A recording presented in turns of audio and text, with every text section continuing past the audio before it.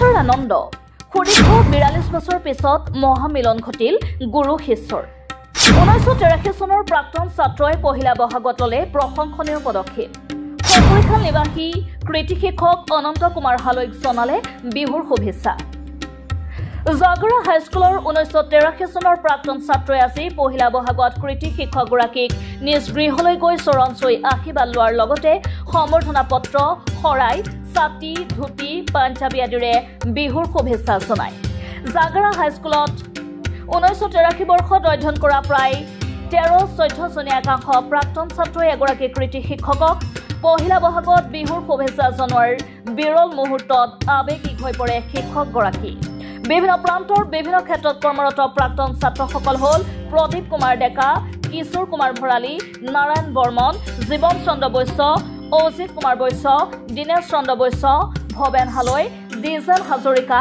গোবিন্দ বৈশ্য দিলীপ তালুকদাৰ হীৰেন বেজবৰুৱা প্ৰসন্ন ডেকা আৰু Pranab Sharma in the society of students first. Secondly, he should have proper knowledge regarding the subject matter taught by him. And thirdly, his voice should be clear. Without clear voice, no good teaching can be possible. And he should maintain his discipline and his all sorts of bad qualities must be given up from the days of his teaching life. This is my thinking regarding my teaching. And he should be regular in his teaching. Otherwise, his teaching can never be regular or attractive. This is my voice. And I think all students will live a long life. God will bless them in their future prosperity.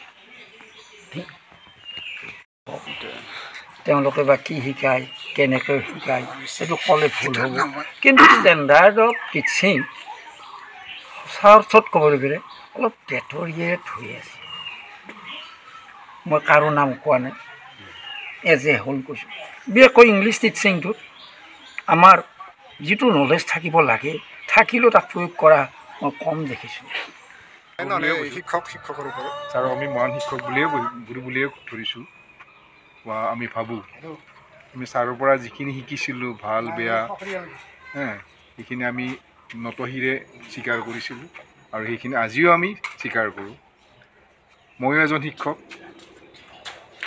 শিক্ষকতা কৰি আছোঁ গতিকে শিক্ষকৰ যিখিনি মৰ্যাদা সেইখিনি অটুট ৰাখিবলৈ যত্ন কৰোঁ যিধৰণে ছাৰে ৰাখিছিলে আমিও সেইধৰণে যত্ন কৰোঁ এইখিনিতে ছাৰৰ দীৰ্ঘায়ু কামনা কৰিছোঁ ছাৰ ভালে ভালে থাকক সুস্থ শৰীৰে থাকক